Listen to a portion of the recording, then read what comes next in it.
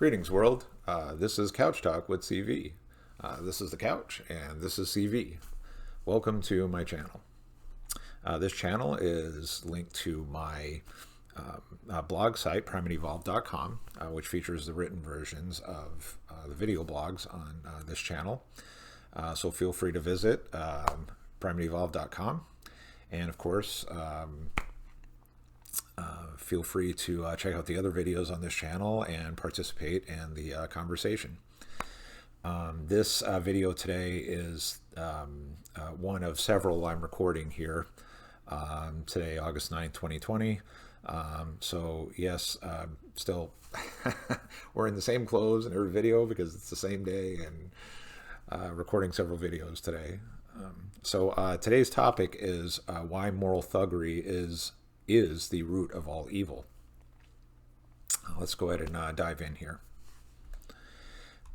No matter your religious, spiritual views, no matter your political affiliation, no matter your cultural roots, no matter your location, a common thread exists throughout the world.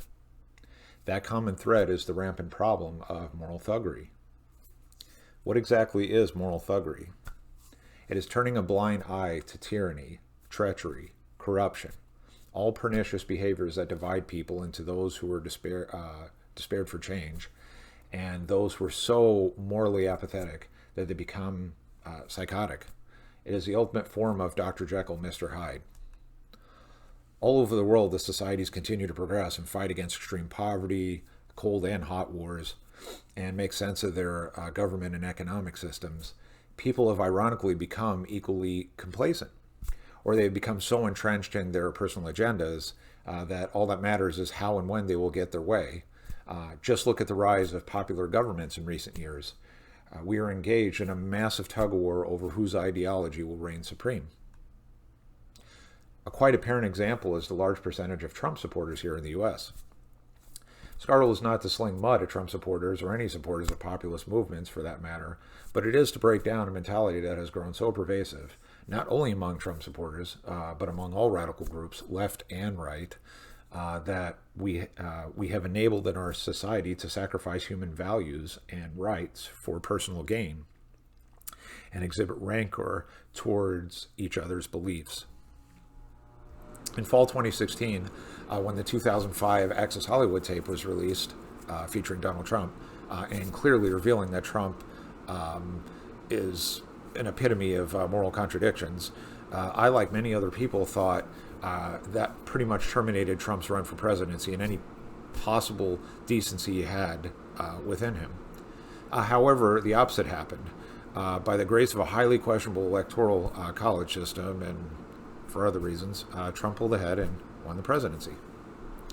Media outlets, of course, already go into painstaking detail about all the misleading information and flip-flopping that has defined Trump as either a brilliant player in a game of political chess or the biggest conman and manipulator of the U.S. Constitution that we have ever seen in a person holding such a high position in political office.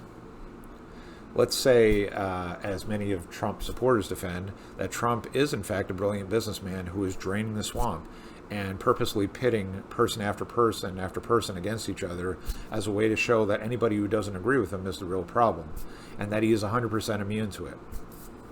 Except the real problem is that anyone who does support this tactic is participating in moral thuggery. Why?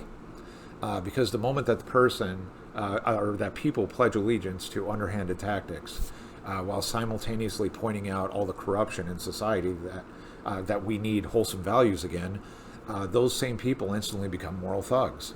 That is, they sacrifice their own humanity for what they think will solve our complex societal problems.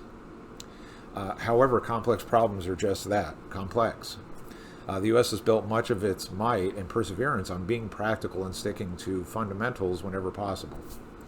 That is why a big portion of the U.S. Population is center-right or more full-on conservative. The general mentality tends to be an exaggerated form of Occam's razor. The more simple the answer, the more correct. Yet that thinking quite often falls flat on its face. Many people feel more secure with simple absolutes, and this correlates with my article, Why Facts Matter. I have a video for that too on my channel.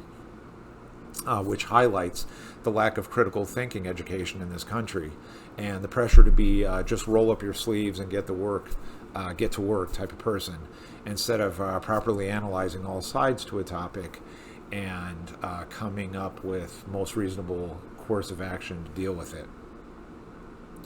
Meanwhile, those on the extreme left have become so wrapped up in analysis and paralysis.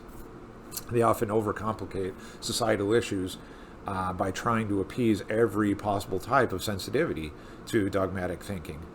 Yet hypocritically, the extreme left are building their own dogmas surrounding group rights and entitlement. Safe space advocates, social justice warriors, and sexual identity manipulators are just a few of the groups imposing agendas on society. And just as with the extreme right, it becomes an even bigger problem when any tribalistic type movement expects their views to be legislated.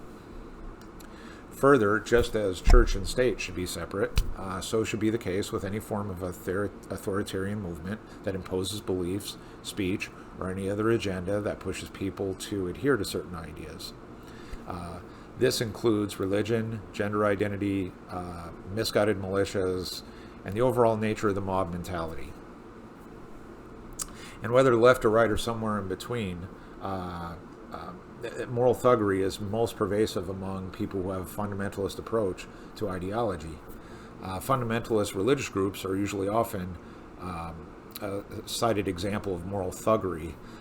When you ask your Christian friend, why did God allow Moses and his followers to slaughter neighboring tribes and take virgin girls as sex slaves?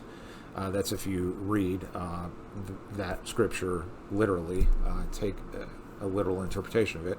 And then your friend answers, well, because God's ways are higher than ours. That is the definition of moral thuggery. Or when a Trump supporter says, I don't care what he does in his personal life as long as he does what he promised to me, that is also moral thuggery. Or when a person says we should bomb the hell out of fill in the blank, a country or place, even if it means many innocent people dying in the process, because what matters most is that we are safe, that is also moral thuggery. As much as some people want to think they can have it both ways with morality, it is actually and always will be mostly a one or other choice. Either you care that a leader has integrity, is a good role model, is the type of person you would want to date your son or daughter, or you are a moral thug. The in-betweens are destroying, brick by brick, our moral fabric, which means that the more that gets destroyed, the more that other leaders who enable moral thuggery will rise up and continue to sell their brand of making society better. That approach is so disgustingly wrong, it must stop. Do you now see why moral thuggery is the root of all evil? If so, are we ready to stop enabling it? Thanks for watching.